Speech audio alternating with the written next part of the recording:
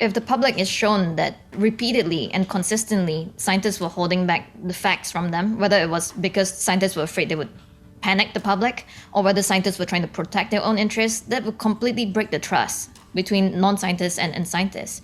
And it also drags in science writers and science journalists and journalists who have been just regurgitating everything that scientists have told them. I'm Miriam Hoffman, a full-time college student living in Carbondale, Illinois, and you're listening to the Vance Crowe podcast. Welcome back to the podcast. I'm glad you're here. Today, I interview Alina Chan, who is the co-author with Matt Ridley on a wild new book called Viral on the origins of the Covit Virus. This is a crazy thriller of a book. I picked it up because Matt Ridley, who's been a guest on the show a couple of times, wrote it, and I thought, man, if Matt put this out, if he decided to drop everything he was doing and put a book out on something that is in the news right now, it's got to be good. And man, as soon as I started listening to that book, I was completely hooked. It is written in such a compelling way, and it's really on a subject that we all lived through. But there was so much about coronavirus that we just didn't pick up on because we were in the middle of it and we couldn't see the wider picture. And so you get to understand why is the virus as bad as it is. You get to see into how it spread, what we thought things were going on, and how it all morphed out. It is an incredible book, and I was hugely honored to have Alina Chan come on and talk all about her experience of getting involved with this book, writing it, what did she discover, the craziness that's gone on with the Eco Health Alliance and Peter Daszak, but also what this means for a world in which it's really likely that the virus spilled out from a lab in Wuhan, China. This is a phenomenal interview, and I'm so glad you're here. Before we get there, we are heading into the holiday season, and if you've been thinking about doing a legacy interview for one of your friends, loved ones, parents, or yourself, I encourage you to do it. For anybody that doesn't know, a legacy interview is where I sit down and do a private interview with you or a loved one to talk about your family values, to talk about your history, your stories, things that you want preserved in a sort of time capsule. We'll have a few general questions that you'll know I'll ask, but once we start the conversation, just like this podcast, we don't know where things will go. I'll explore the hidden nooks and crannies. Just last week, I did a couple that were 85 years old. They'd been married for over, I think, 60 years, and they have a huge family with dozens and dozens of grandkids, and we had a phenomenal conversation talking everything about the loss of children to the experience of raising their family within a church, different experiences that changed their marriage and their lives, what they thought was important, and laughing and telling great stories that they wanted to make sure were captured for their great-great-great-grandchildren. So if you're interested in doing this, go to store.articulate.ventures and sign up to do one of these interviews before the holiday season. All right, without further ado, we're going to go to the delightful Alina Chan, author of the brand new book, Viral. Alina Chan, welcome to the podcast. Thanks for having me on the show. So I'm delighted to have you. You are a co-author with one of my favorite people in the whole world, Matt Ridley. And I just finished reading your book about the origin of the coronavirus, and I was stunned throughout the entire thing. It read like a crime thriller, and more than anything, it was an experience of I lived through coronavirus, and yet there was so much about the disease and where it came from and why it's so dangerous and why do we think, why is it so important that we find out where it came from that I just never thought of. So I am delighted that you were willing and able to come on the podcast today. So to start off, how did you get involved with writing a book with Matt Ridley about coronavirus? So Matt and I first connected in mid-2020. This was after I had put out my preprint on whether the virus was well adapted to humans. And Matt was writing a piece for the Wall Street Journal. So he saw my preprint and we started talking to each other via email. And half a year later, so by late 2020, he decided that he wanted to write this book on the origin of COVID-19. And he wanted me to join him as a co-author. So I was really stunned by that offer because I'm nobody. So I'm a postdoctoral researcher at the Broad, but I'm not a science writer. And so I took many months to deliberate on this decision because it would have fairly life-changing effects for me, being more trust into the public light on this topic, which is a very controversial, sometimes dangerous topic to talk about for scientists. And by May of this year, 2021, we decided, yes, let's do it. So we signed the deal and we worked furiously on this book, literally 24/7, because he's 5 hours ahead of me. So I would finish a draft, send it to him, and back and forth, just day and night, until we got the book sent up to the press in September. And so when you're thinking about writing this book, you say it's a little bit dangerous. It's going to thrust you into the public light. For people that aren't scientists, why do you say this? Like, it's just writing a book. So the topic is extremely polarizing. It's possibly one of the most important questions of our lifetimes and has huge consequences depending on what the answer is. Where did this virus come from? So if it came from nature, from the wildlife trade, I feel like a lot of people would heave a huge sigh of relief because it's just the same old thing happening again and again. But if it came from a lab, from research activities, then everything has to change because now there's a new type of risk, a new type of pandemic risk that we have to mitigate. And suddenly the scientific community might find themselves in a position where they have to be more transparent, do their research more safely, and be accountable. So finding the answer, where did this virus come from, can prevent future pandemics, but it also makes it so that a lot of actions have to be taken.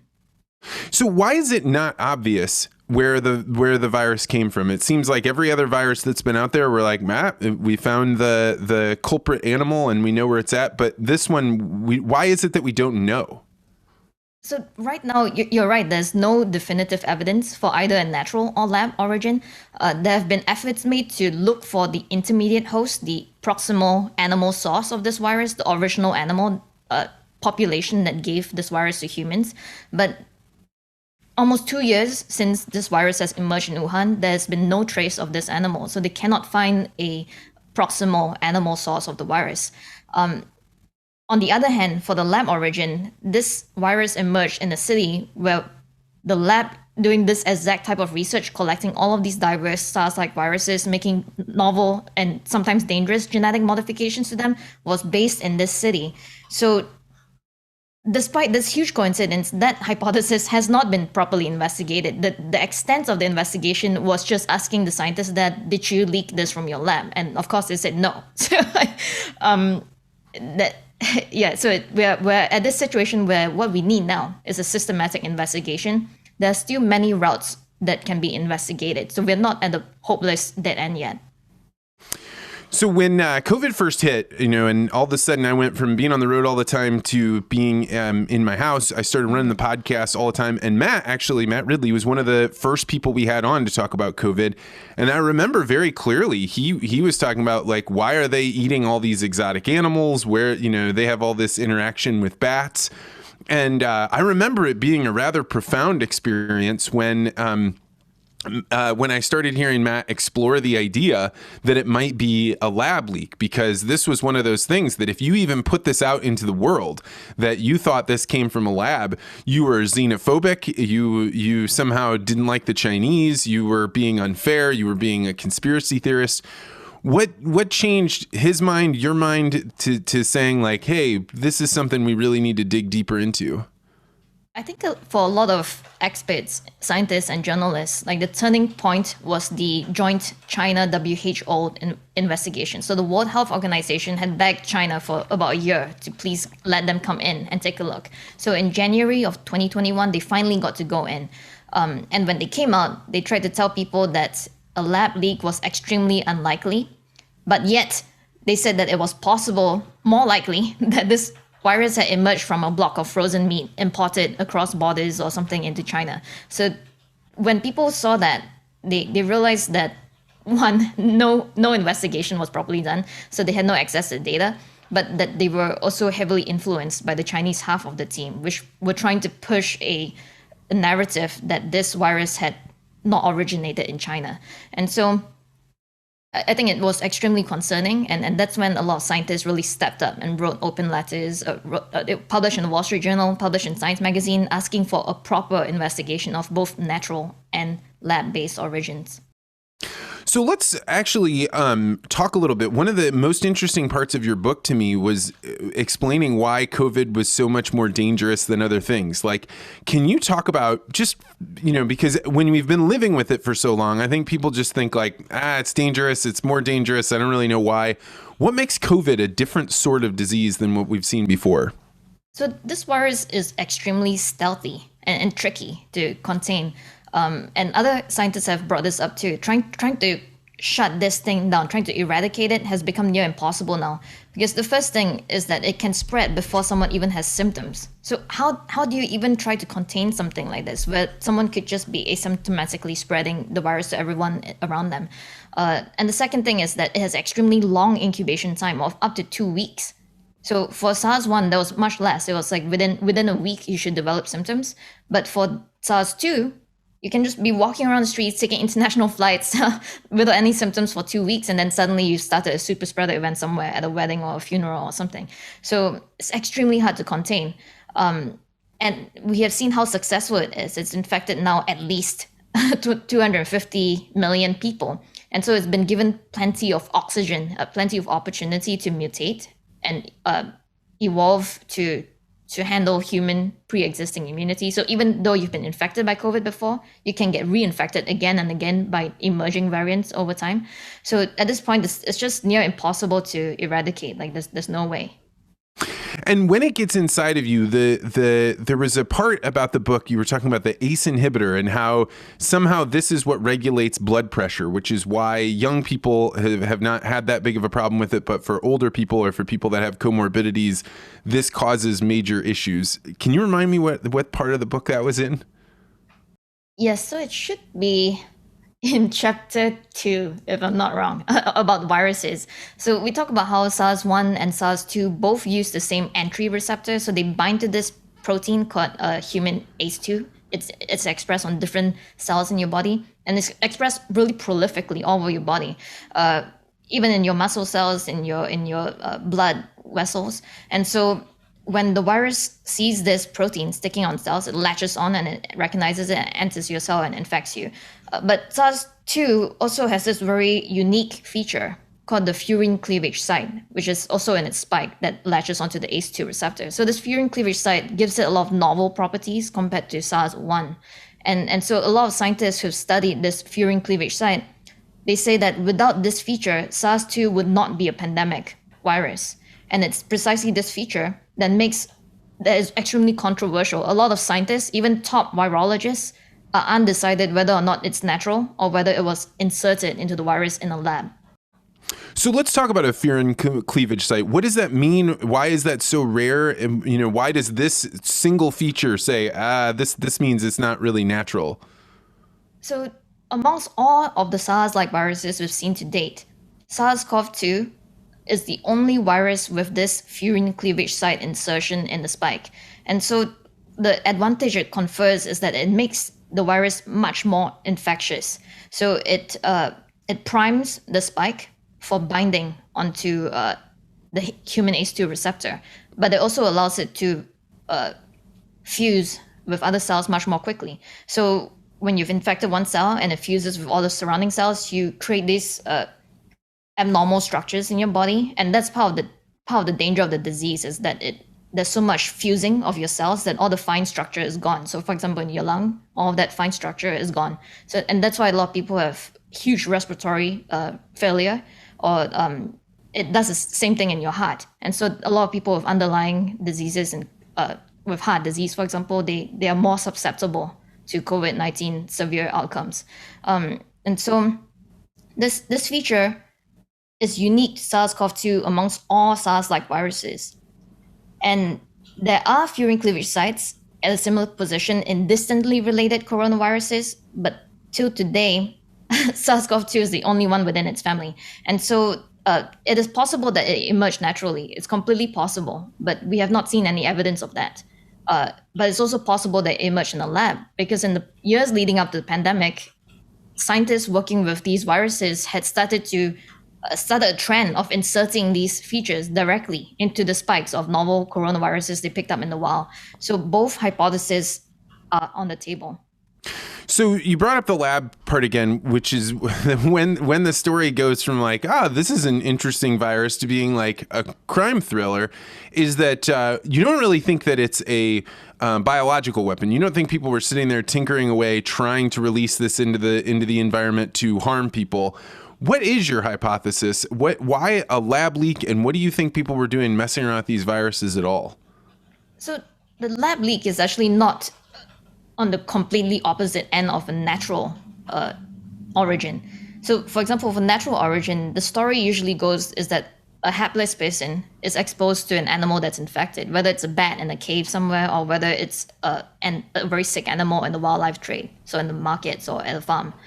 But for a lab origin, there's actually a spectrum of activities that could lead to a lab escape or research-related escape. So it starts with even the field work. So we know that there were dozens of scientists over the past more than a decade going out to all these rural and remote areas, collecting tens of thousands of samples from not just animals, not just bats, not just animals in the wildlife trade, but even humans. So they were specifically looking for humans living in these remote areas that were infected and collecting samples from them.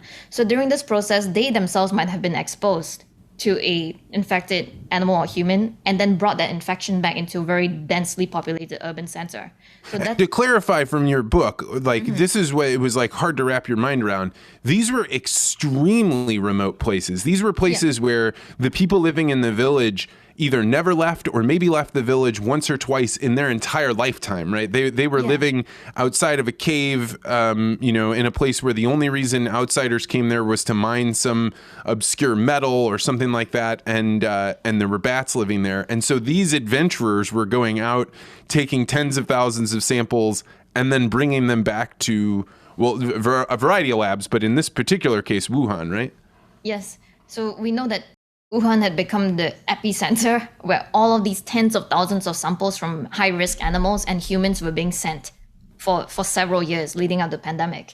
And so that activity itself, just the collection activity and the concentrating of it in that center could have led to a lab escape.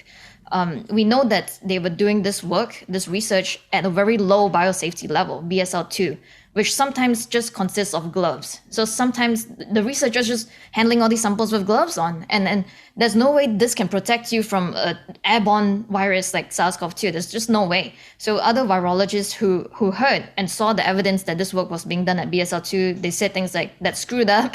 They said this should never happen at this level. And so further to collection though, once the virus is actually in the lab and you're handling the sample, virologists will try to grow the virus in the lab, or if they can't grow it in the lab, they can even synthesize it from scratch. So they can even clone a completely novel virus from scratch, just using the sequence without leaving any traces in there. So these processes of making more of the virus across a boutique collection of different cell lines from bats, humans, pigs, like monkeys, this is also a risky activity, especially when you do it at BSL-2. And then the final step above that is putting in features that could enhance the transmissibility or the virulence of a particular pathogen. So putting in a furin cleavage site, for example, or switching in and out spikes or different genes in the virus can make it capable of causing a pandemic. And this is the last point I'll say on this point, is that in the last 2 months, all of these documents have come out, leaked or obtained through Freedom of Information Act, showing that very dangerous work was happening. So including manipulation of human pathogen MERS virus, putting in parts of Chinese MERS-like viruses into the Middle Eastern MERS virus.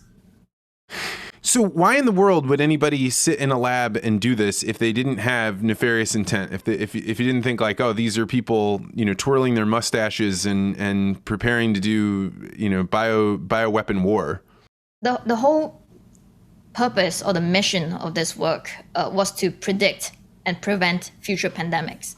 And so what was happening was there was an international consortia of scientists. So it wasn't just Chinese scientists. It was scientists in the US and Europe and other parts of Asia and China. They all agreed that they were going to build this mega database of viruses called the Global Virome Project. And China wanted to be in charge of the prototype, which was based at the Wuhan Institute of Virology. So they were building their own database of novel pathogens they found in the wild. And the point of it was that if a new pandemic started, if a new outbreak were to occur, you could look at that virus's genomic data and compare it to what's in the database. And from there, fill in the picture of how dangerous this virus might be. And yet, when COVID-19 was detected in Wuhan, that database was inaccessible and never made available. And the partners who had contributed to this database even said, there's nothing useful in there. We don't need to see this database. So it's this shocking invalidation of the purpose of the entire work. So it's fascinating you bring this up, because I think in the book at this point, when you start thinking about like, why is it that people are pushing these things together, or now they're making this database, and in comes this term that in US popular culture we hear quite a bit, but I didn't know anything at all about it. And it's EcoHealth Alliance, right? So this place starts popping up. And when you get the history of this group, you find out this was like not a group that was initially, when it was set up many, many years ago, designed to be studying this thing. It made a turn years ago. So tell us a little bit about the history of the EcoHealth Alliance, and then how did they get involved in this, story about a virology lab in Wuhan, China?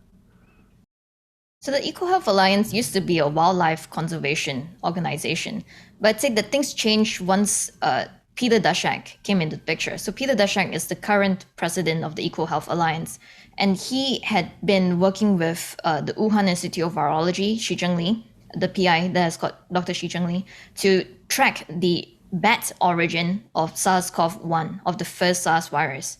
So when he changed the name to EcoHealth Alliance, the whole mandate of that organization became finding all these viruses and building a huge database of these viruses. So it became a very trendy, kind of very postmodern way of looking at wildlife conservation, right? So rather than directly trying to conserve wildlife, they were trying to find all of the viruses in the wildlife and use that to predict future outbreaks, and from there try to inform policy about protecting wildlife. And so talk about their involvement with the lab. I mean, it just seems so odd that these things an American nonprofit led by a British guy, like, it's just such a weird thing. So we know that this is an extremely well-funded organization, and its partners are extremely well-funded too in China and elsewhere. So they have been given literally hundreds of millions of dollars, mostly from the US, from the Department of Defense, from the Pentagon, and from NIH, the NIAID, Infectious Diseases Organization. So I think their work was extremely glorified. Like, they were consistently publishing in the top journals, in all the top scientific journals. And you can see this track record of them publishing with the Wuhan Institute of Virology. Like, every time they found new SARS-like viruses or things like that, they got super excited and they would publish it in a very high-profile place. But the thing is, when you look at that literature, you soon realize that all of the viruses they've described to date, even post-pandemic, have been collected before 2016. So there's this black box, or this window of time between 2016 and 2019. We have no idea what are the new viruses they've collected and brought to the lab. And why does that matter? That matters because a lot of natural origin proponents, so people who insist that the virus most likely came from nature, have said that the genomic sequence of SARS-CoV-2 doesn't match anything we've seen in the literature. So the problem is they're not acknowledging the caveat that scientists take time to publish. So a lot of the work we published was actually done like 2 or 3 years ago, or sometimes even more. Some people save papers for a decade, if you can believe that. And so knowing that there's this window of time between 2016 and 2019 that we have no insight into what viruses were collected is a huge loophole. So we need to find out, and I believe that information, some of it might sit at the EcoHealth Alliance in New York. So that should be immediately investigated. What do you think is going on that the EcoHealth Alliance, from the way the book reads, and I have to admit, like, I definitely am falling for the Dunning-Kruger effect during your book. Like, as I'm listening to it, I'm like, oh my gosh, we have all the answers we need. So I try to apply some level of skepticism. But as you're reading this book, you come to the conclusion, like, here's this group. They've been given this mandate or millions and millions of dollars to be prepared for pandemics. The big one comes, or presumably the big one, at least one of the big ones comes. Which and one suddenly, are they waiting for? yeah. And now all of a sudden they're like removing data. The head of the organization, Peter Daszak, starts saying things like, I looked in that file. There's nothing in there for you guys to see. We're just going to take it away. Why are they getting away with this? Like, what it seems to me like there's so much social pressure on so many different things where people end up caving, and there's so little social pressure here. I don't understand what's going on. Yeah, and I think that this is a point that's been pressed by very expert people who are expert at calling bullshit, right? So they've said, why are all these virologists so pissed by a postdoc, me, publishing a book, when they should be pissed about the EcoHealth Alliance not sharing all the information they had when this virus emerged? Like, why are they not like outraged that the World Health Organization was made to say that this pandemic could have started from a frozen block of meat? Like, these are extremely damaging to the scientific community and to public trust in science. So it is a problem, and I hesitate to speculate on the motivations of people, but this is a problem they should be aware of. Why are they not using their voices and their expertise to call out these clear instances where very important information is being set on? Yeah. So in preparation for this interview, I went and listened to a few of the Peter Daszak interviews, and like, it's not like he's so busy. He's like down in a lab, hacking away through things that he can't, get to. Anymore. Yeah, he's like he's a fundraiser, essentially, like the CEO of an organization, and when he talks on these interviews, he seems to blithely dismiss the questions that people have for him. And when I actually look at the criticisms that you and Matt get from other people, there's like this dismissive thing of like, it's very clearly not a lab leak. This is like a red herring. We should just kind of move past. And the people that think this are trying to mislead. I don't really know what the question is, other than to say, like, he appears to me to be like a maddening figure in this whole thing, almost like a person that views himself as the hero that has taken some very serious steps towards being a rather imposing villain.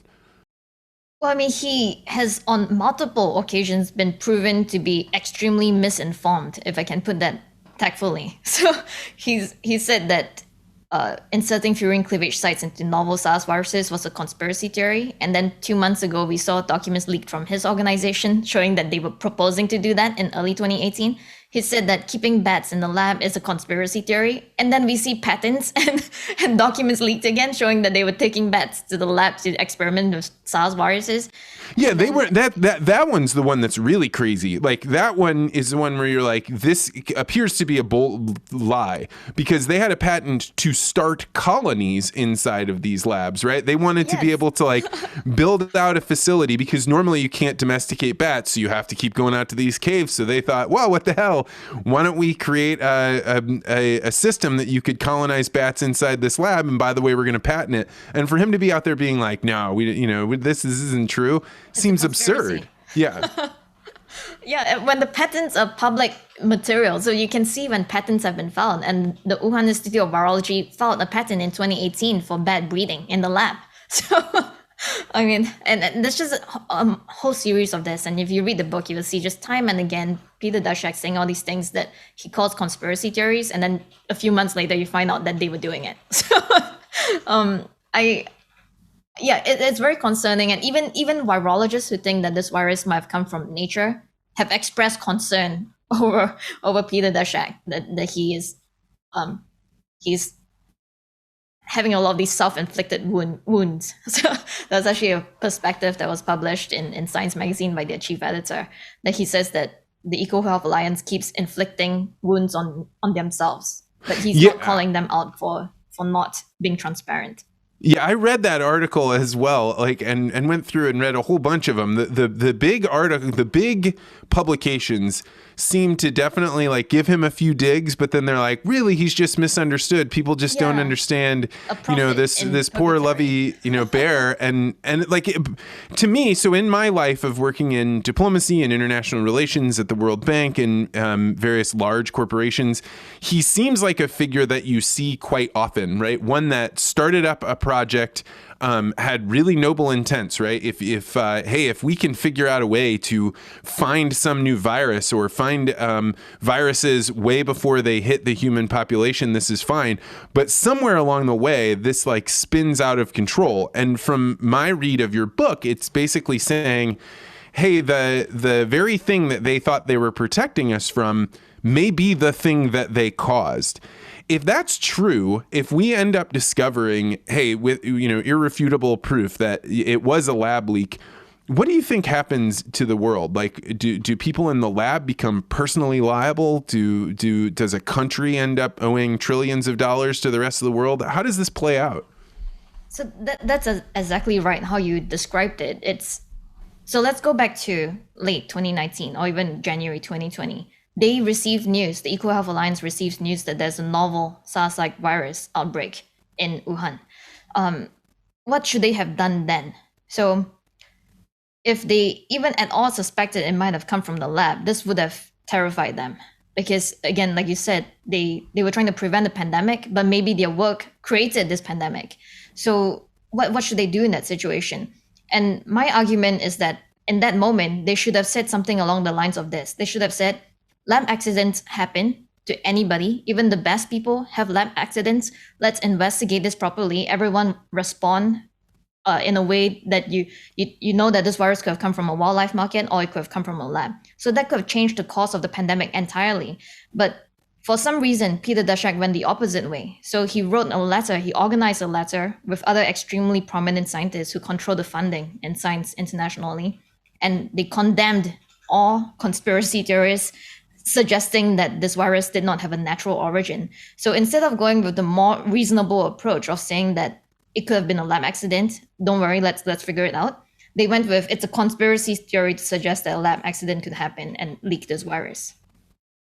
Yeah, and then at that point, when you do that, if the conspiracy theory turns out to be true, this is like like when you lie to your parents, right? The lie to your parents ends up being worse than whatever crime you were trying to get out of, because then it says, we can't trust you. You don't have integrity.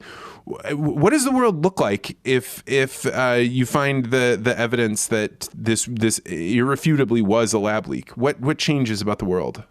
That bothers me a lot. As you said, it's the cover-up that's worse than the original accident, because accidents happen. But the point is that if the public is shown that repeatedly and consistently scientists were holding back the facts from them, whether it was because scientists were afraid they would panic the public or whether scientists were trying to protect their own interests, that would completely break the trust between non-scientists and scientists. And it also drags in science writers and science journalists and journalists who have been just regurgitating everything that scientists have told them, so without any critical thinking, without any skepticism.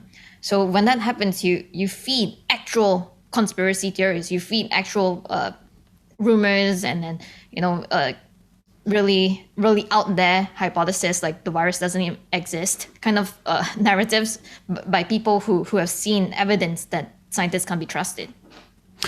Yeah, I remember when Matt was on the show, we talked about eating bats as just a cultural thing that was going on. And so I tweeted out about this and I was talking about it on my podcast, and suddenly I was inundated with what appeared to be a person saying, oh, it's not just the Chinese that eat bats, the Taiwanese eat them too. And I got all these images of the Taiwanese president eating bats.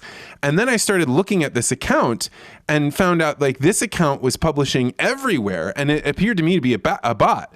So I was like, oh, well, okay, is this the Chinese government trying to shift the blame from point A, them doing the wildlife market over to here, and it now with some what's that? They were trying to shift the blame to Taiwan. Yeah, definitely to Taiwan, and trying to talk about the cultural things in weird ways.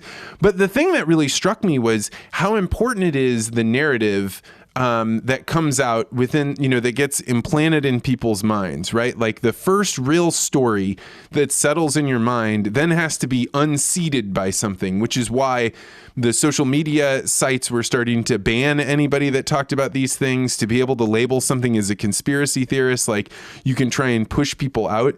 You now have like a front row seat on narrative building. What has this done to your worldview about what you know about the world and about what narratives are out there now that you've seen this up close firsthand? Well, the first thing I'll say about that is that I've been in science and research for more than a decade. And so I know I look kind of young, but I have been working in labs for a long time. So I'm not under any like fairy tale illusion about, the sainthood of scientists and editors, that there is bad stuff happening in science. Like there are gatekeepers, there are people who engage in misconduct and that kind of thing. But this origin of COVID situation has brought up some of these worst instances.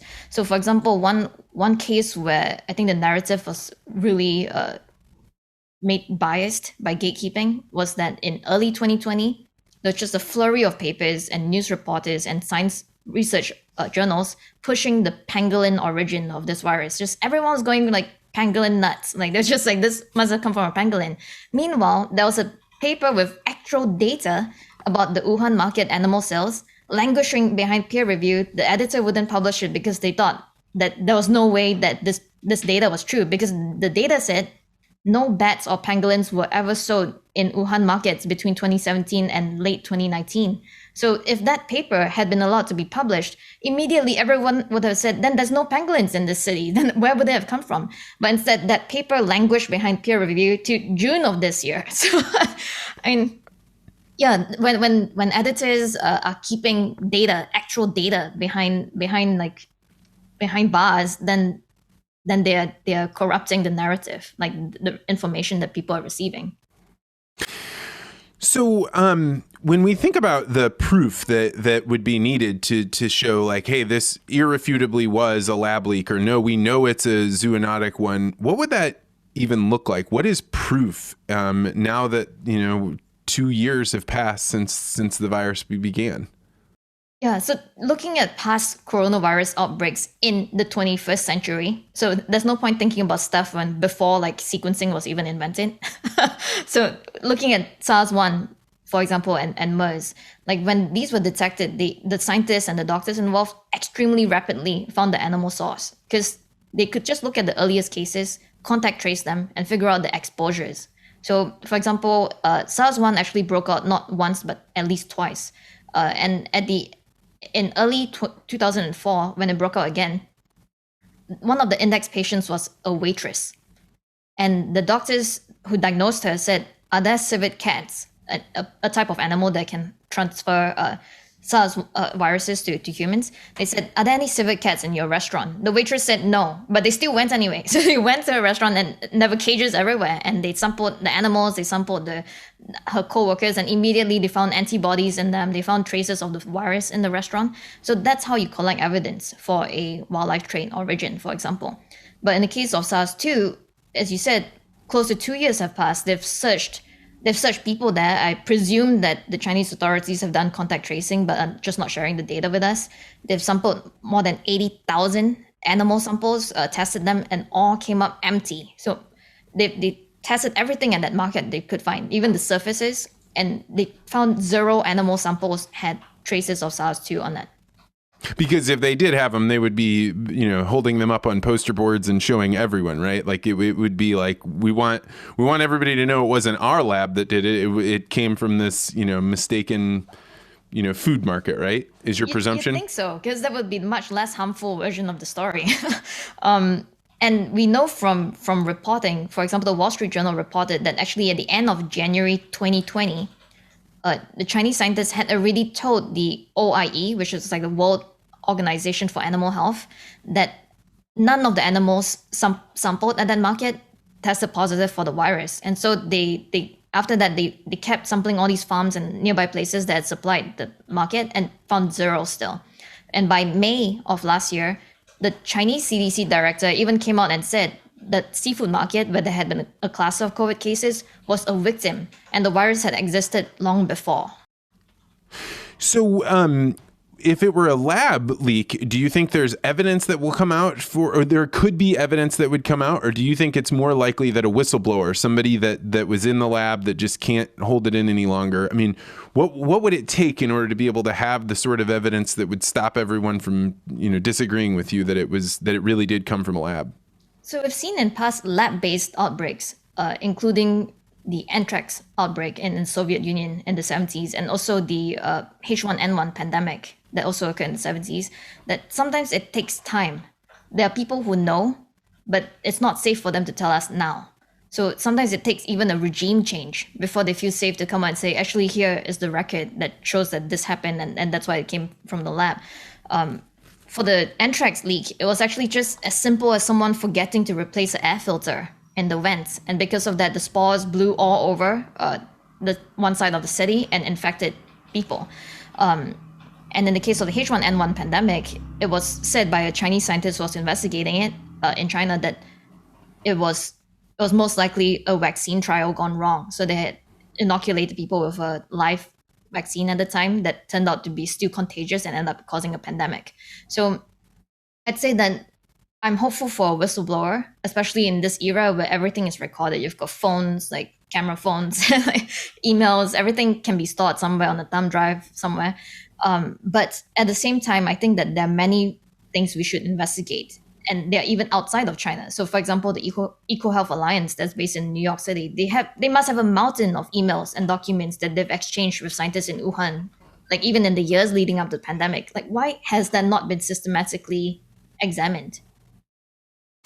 Yeah, and it's very interesting how you have gotten information from people. I was struck to hear Matt Ridley, of all people, talking about getting information from U.S. Right to Know, which in the U.S. has historically been very anti-GMO and has used the FOIA requests to be able to request other guests I've had on my podcast before, right? To be able to look into their lives, be really obtrusive, but it turns out U.S. Right to Know has found some information that at least appears on its face to be very illuminating with how much has been blocked and how much was known beforehand. So talk a little bit about where you guys got your information, how you validated it. And I mean, like, this is really where the thriller part of the whole book comes in, because it's like information pouring in from all these like totally obscure places. Yeah. So just rewinding time to early 2020, actually most of 2020, the scientific consensus and the media consensus was that anyone suggesting a lab origin was a conspiracy theorist. So a lot of scientists were afraid to speak up in public. So I have gotten so many emails in private from scientists and even virologists telling me that I'm on the right track and not to stop digging and to keep working and finding the origin of COVID-19. But because of fear of personal retaliation, career retaliation, they haven't come out and said it publicly. Some of them even told me that they've been using anonymous accounts throughout the last year to push for an investigation into the lab origin. So that's the state we were in. And so the only people who were really, trying to find out the information they could from open source areas and through FOIA, through the Freedom of Information Act, tended to be outsiders, tended to be anonymous sleuths, a few scientists here and there who weren't in the field, because then they would be further removed from retaliation, or organizations like the U.S. Right to Know, which traditionally have had a pretty anti-GMO stance, I'd say, right? So it fell to the people who still had skepticism of a scientific consensus to do a real investigation. So you guys were talking with people like my favorite character in the whole book is the Seeker, right? Who's this guy from India who is really good at using search engines, and he's able to find information that other people aren't. When you think about like that gathering of information, the internet, how did you choose who are people that are trustworthy and who are people that maybe they want it to be a lab leak, maybe more than they have evidence? So it's a question of whether the message itself is true, right? So for me as a scientist, it wasn't about a messenger. I might really not like somebody or think they're not trustworthy, but you have to look at the message. If it's a Freedom of Information Act, or if it's a document, a thesis or something, then that by itself is what you're evaluating, because the document, the only question is whether it's been tampered with. That's the only thing. But other than that, who cares who came up with the document? Like, it's real. So, I mean, that's the thing. So actually, some of these internet sleuths and some of them are scientists in their own right. I have been talking with them for more than a year, right? So since May 2020, when I put up my preprint, and actually that was where a lot of them met each other. So it's a strange thing. Who knows what would have happened if I never made that thread on Twitter about my preprint? Because soon enough, underneath, all of the independent investigators found each other and started this really long conversation about where this virus could have come from. And they were just posting all the evidence they could find from the internet, like archived websites, archived databases, that kind of thing. And the seeker showed up and he dropped the medical thesis about the Mojang miners onto that thread. And that is what I think really sucked me in. So I was put on alert to this thesis, which described these cases in Yunnan 2012, where 6 miners were infected by what the thesis said was a SARS-like virus. And this drew in all these top labs around China, including the Wuhan Institute of Virology, to search for SARS-like viruses in that cave or other bad viruses. And that is where the WIV found the 9 closest relatives to SARS-2 at the time that SARS-CoV-2 emerged in Wuhan. I mean, this is exactly why people should go out and buy this book, because the stories that you're talking about, you're giving like a 2-minute overview, if that, and the stories are themselves like gripping. I cannot imagine that this will not be turned into a movie at some point, because it's so compelling when you think about all these different situations that happen, people being in these obscure mines, the cover-ups, the ways that the Chinese government would be blocking reporters from trying to get to these mines once it came out. I mean, it is absolutely thrilling. Before all of this happened, before you got yourself involved with a thriller, what type of person were you? Were you the type of person that imagined you could get yourself embroiled in an international pandemic cover-up research book project with, Lord Ridley? No, there's no way I could predict any of this would happen. I didn't even know I would write this book with Matt until this year. So when I put out my preprint in May of last year, I had no expectation of anything happening other than just sharing my preprint with people on Twitter. So this has been a whirlwind experience, just extraordinary. I met so many great journalists and scientists and sleuths during this journey, and it's just I hope they've done their stories justice in the book. But were you what type of person were you? I mean, you're clearly a good student, right? You're at the Broad Institute. You're doing your postdoc. So, what type of person were you before this? I think I'm still the same type of person, which is that I'm someone who's extremely curious. So it's mostly driven by questions that I want to get answered and determination. So when I think that an answer is within reach, I won't stop until it's found. And I think that characteristic is also found in some of the sleuths we describe in the book, like the Seeker, Rosanna, Yuri, Francisco de Rivera, especially. That guy is relentless. He has built this incredible Excel sheet where he aligns all of the IDs of all the sequences that the WIV, the Wuhan Institute of Virology, has found. And he's the one who shows that there's this window of time between 2016 and 2019. We have no idea what viruses they found.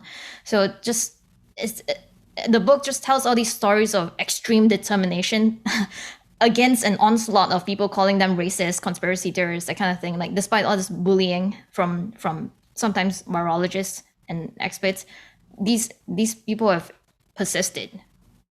And so, how has your life changed now? You're now. I mean, I've gone on Twitter and seen people being critical of you and Matt in ways that seem absurd. Actually, that they're not actually attacking the book; they're attacking your personalities or the way you handled things.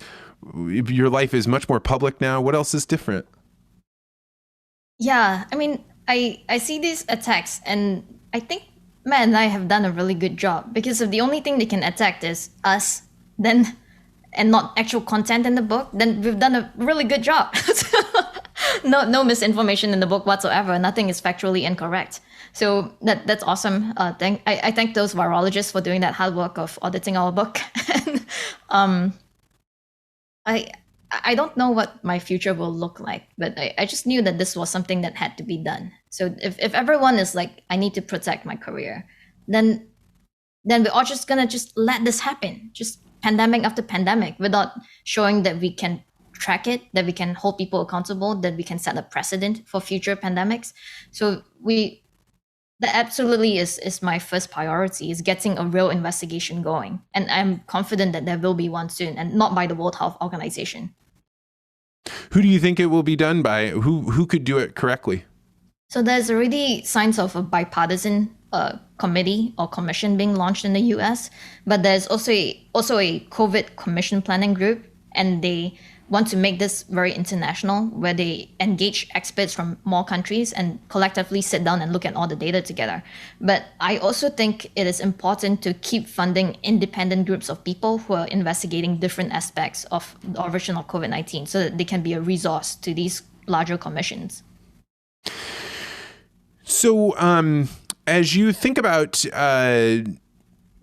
like what the future will look like in a world where a pandemic came from a lab leak or could have come from a lab leak, what do you think people should be thinking about? What should we be pushing politicians for? Who should we be voting for to make a world safer now, based on the way you've seen the inside of how the world works?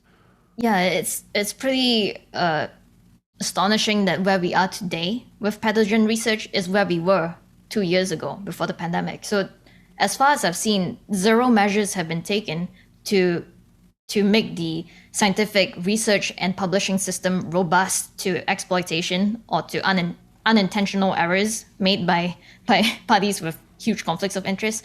So I also want to go back to this point that you raised earlier in the interview. It's about what are the role of the virologists in this story, right? And so I never started from a point of view of them being like super villains or bad people. It's just that sometimes when you make a series of decisions that cover up information, you might find yourself in a place one day where people have found your actions unacceptable to a point where maybe your initial intention even was to protect your colleagues in China. Maybe you thought it was possibly a lab accident, but you wanted to protect them, so you covered up. But if you keep doing that for 2 years or more after that, to a point where people are seeing that you've withheld extremely vital information that could point to a lab origin, you have obliterated public trust in experts, and unfortunately cast yourself as a untrustworthy person. Yeah, I mean, that's the story of all real good villains. There's, if you have a villain that's just bad for the sake of being bad, that doesn't really exist in the world. But a villain that you understand is one that started out with good intents and then, stumbled down the path. Well, I would highly recommend people go out and buy your book, Viral, by Alina Chan and Matt Ridley. But if people wanted to support your push towards getting this investigation, can you think of anything they can do? Yes, I think that, I think it's already on the way. So actually, some senators in the US, bipartisan, both Democrat and Republican, have requested our book to be sent to their offices. So the book is having an impact, like people are taking notice. And I think that getting information out to people is very important. When there's public awareness, there's public demand for an investigation. And when there's public demand for an investigation, that's when political leaders can push for an investigation. I'd say that right now a lot of power and influence lies with journalists. So if people can engage with journalists and let them know when they see them spreading misinformation or things like that, like for example, some journalists continue to insist today, despite the US intelligence community, despite top virologists, despite other top journalists saying that lab leak needs to be investigated, there are still many platforms that insist that this virus came from a market, for example, and that there's no need to investigate a lab leak. So I think that there needs to be public reaction to that, and possibly it needs to be done on social media, just showing that there's a wave of people who think that no, it's not certain that this came from a market, and this has huge ramifications for the future. Like no one wants to be here again in 20 years. Like maybe you have kids at the time, or maybe you're in your 60s at the time. No one wants like a SARS tree or worse, like Ebola or Nipah outbreak from a city where there's a lab. Well, Alina Chan, I am so grateful that you hopped on here to chat about this, and even more grateful that you put out your preprint and then said yes to Matt to write this book. I think it was really impactful to me, and I would encourage people to go out and read it. So thanks for coming on. If people wanted to follow you on Twitter, where would they find you at? I am at AYJCHAN. All right. I'll put that in the show notes. Thanks so much for coming on. Thanks, Vance.